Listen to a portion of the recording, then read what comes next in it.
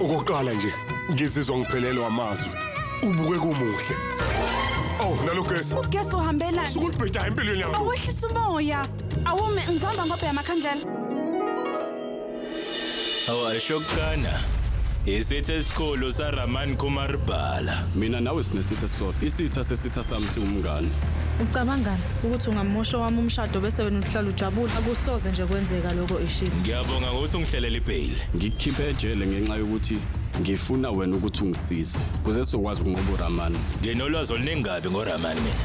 Ngiwafunda wonke amafayila naye. Uzobona nje umadozana uRaman eze segaqa ngamadolo la kumina. Okuhle kodwa. Uthando lento luqala ngomsombuluko ukuya kwisonto ngo 8:30 ebusuku. Kustakhanya kuphela.